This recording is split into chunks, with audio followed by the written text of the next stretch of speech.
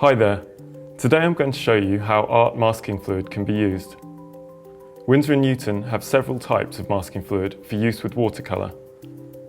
Art masking fluid is made from latex and pigment and is a useful medium for masking off areas when applying a wash.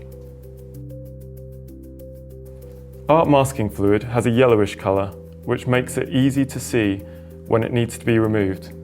But this means it needs to be removed soon after it's dry so that it doesn't stain the paper or become harder to remove. It will also shorten brush life, so don't use your best brushes. Oh, remember to put the cap back on the bottle immediately after use. When that's dried or cured, I can apply a wash over the top.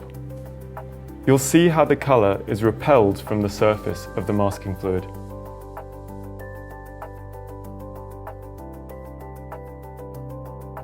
When the watercolour is dry, I can remove it with my fingers, leaving behind a bright, clean area. As you can see, the art masking fluid can also be applied on top of colour, so that a second colour can be applied on top using the same technique.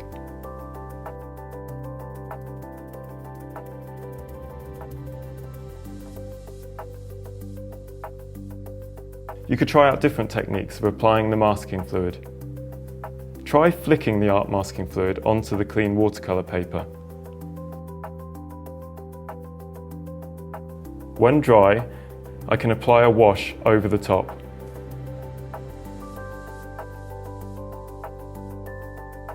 Removing the dried specks as before, leaving this speckled effect.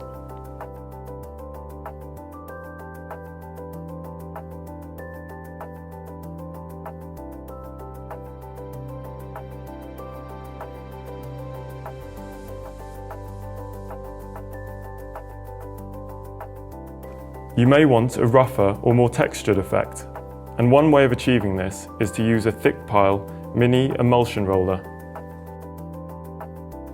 Pick up some art masking fluid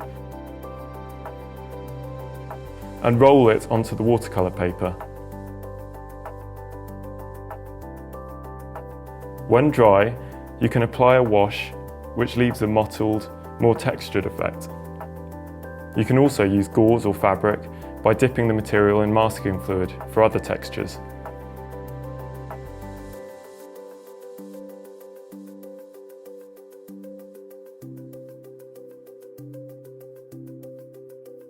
I hope you've enjoyed seeing how art masking fluid works.